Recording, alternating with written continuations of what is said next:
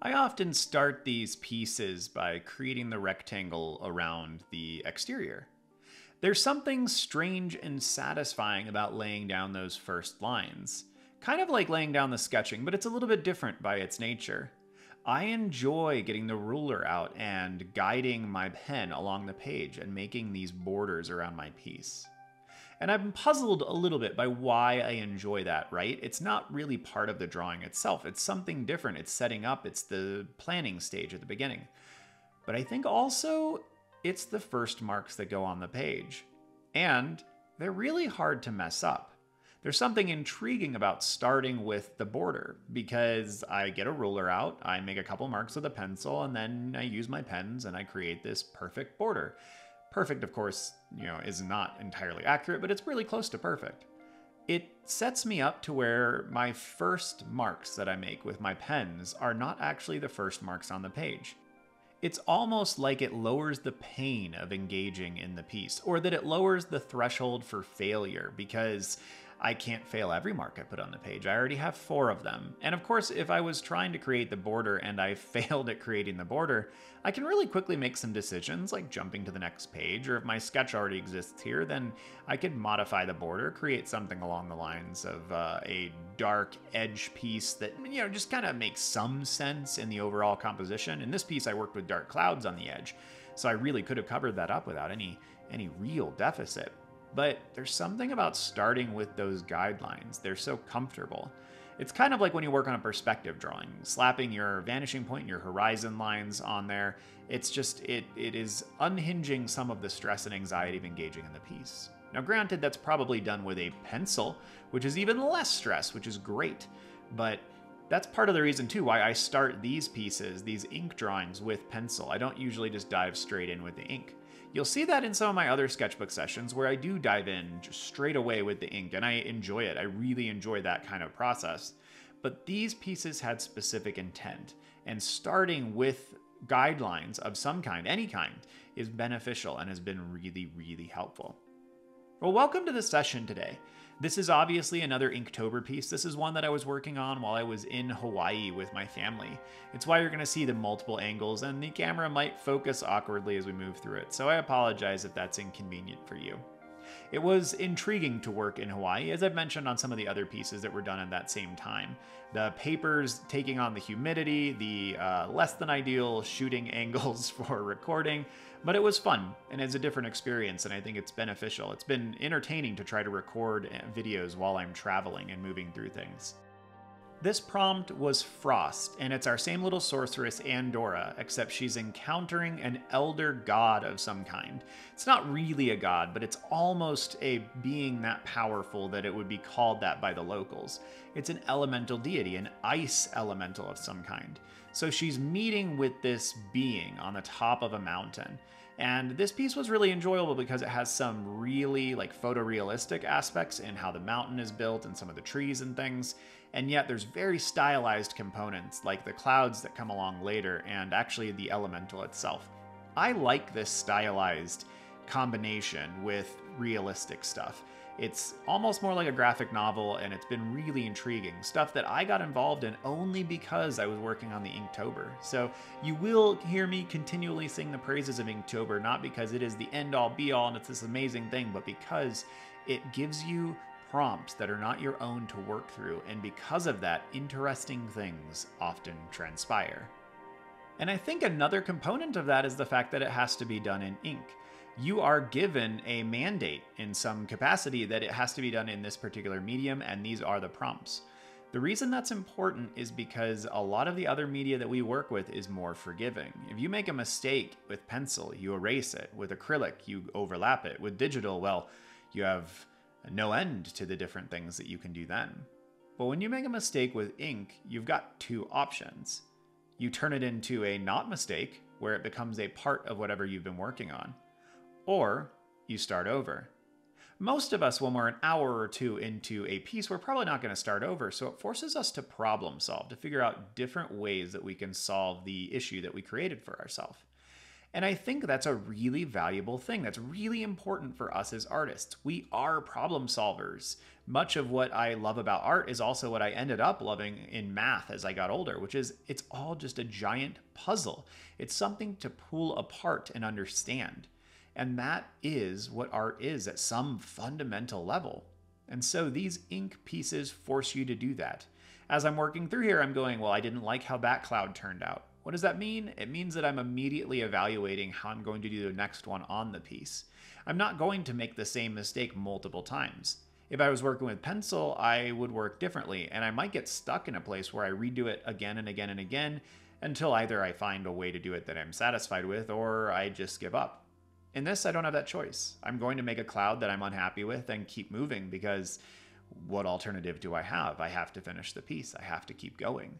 And there's something good about that. There's something needed. We as artists have a tendency to look back on our work and to always over-evaluate it and think really, really harshly about our own work. And so we can tend not to finish things. And it's important to finish things. Prompts like this, projects like this, challenges like this are good for us in that regard. We're wrapping up 2023. Feels strange. I've always had this idea that the calendar year is simply a lie, that we have created arbitrary boundaries for ourselves as our revolutions around the sun continue ever forward.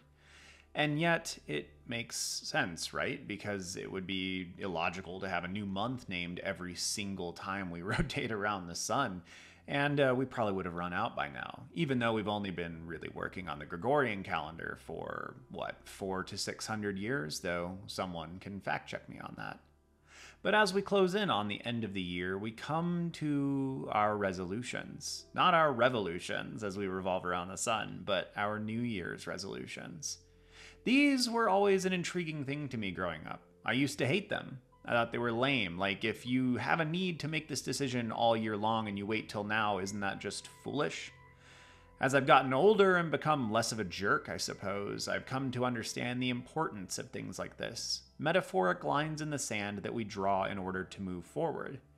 And in truth, we draw these lines all of the time. If you're sitting and watching this video right now, you've drawn some manner of line about your artistic progress.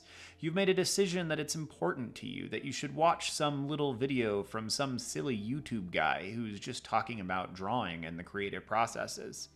That line might be foolish, and at the same time, that line might be quite important for your progress. We're all so different as creatives. There's just so many things to explore there. And as humans, we've always drawn our metaphoric lines in the sand, right? This is how it has always been. Some catalyst pushes us to a point where we go, no more, this changes now. So perhaps the arbitrary idea of setting a resolution at the beginning of the year is silly. And on another hand, we have artificially constructed a chance for human growth. We have, through some strange means, created an almost obligatory situation where we look at our lives, we evaluate, we decide what needs to stay and what should leave, and then we abide by those decisions, even if just for a time. In a weird way, it's kind of amazing and very intriguing, if nothing else, that we, as an American culture at least, have taken it upon ourselves to evaluate our lives once a year and make decisions about those. If you live outside of the USA, I would love to hear about your traditions with these kinds of things. Is this common everywhere else? Is this common in Europe? Is this common in Asia? I don't know. I could Google it, but it's so much more fascinating to ask you who are listening. I don't know about making resolutions. Again, when I was younger, I fought this. I thought that it was a silly thing, an arbitrary thing, and there are few words that are more gross to me than obligatory. I tend to fight against things as hard as I can when I feel like I have no choice in the matter. It's part of the reason I spent most of my high school time in a punk band, because that music, by its very nature, is fighting against something. Now at 16 years old, I have no idea what I was fighting against, except for conformity and convention, which is silly, but it gave rise to the person that I became, a person who fights against things that exist only because they have existed in the past. It has gotten me into a lot of good things in life, and it has gotten me in trouble a couple times as well. But what about you? Do you make New Year's resolutions? Do you evaluate your life once a year and try to decide what you're going to do differently? I perpetually make decisions like this. I'm not sure if that's great because it means that I never give myself much of a chance to just appreciate where I am. I'm always evaluating everything, trying to find more efficient ways to do it. The upside is that I find them. I find better ways to do things, more efficient, more productive ways to move through life. But the downside is pretty negative. It's the fact that nothing is ever good enough because everything can always be a little bit better. Everything can always be a little bit more efficient. And this is not a good way to live your life. This is a stressful way to live because you're constantly in a state of evaluating everything you do and never letting anything be good enough. Now, I don't mind it terribly, probably because this is how I've lived my entire existence, but I have often advised students and young people in my life to dodge this, to move away from it, because it is not the secret to happiness. It is not the secret to joy. Life will be more difficult if you find yourself doing this all of the time. So perhaps our odd tendency to get to the end of the year and evaluate our lives and make a standing decision for the entire upcoming year is actually to our benefit. The start of the year is symbolic. The sun never stops shining, the earth certainly never stops revolving, but we as humans need cycles. We establish them where they do not exist, and we bear with them in all things. And maybe there is a lesson here. Maybe we are just highly evolved cucumbers. It's hard to say. But if you make resolutions at the beginning of the year, if you think that it's beneficial to take a look at your life, to look at the way you've done things for the past 365.25 days and evaluate what might be a better way for you to move forward, then do so.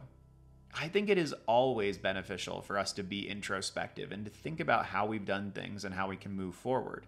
If you do it like I do, my condolences. But if you do it like most people do, where a couple times a year or when a big event comes your way, you look at your life and go, is this okay? Is this enough? I think that's a really good thing. And so whether you choose to have a New Year's resolution or not, I hope that you have a wonderful 2024.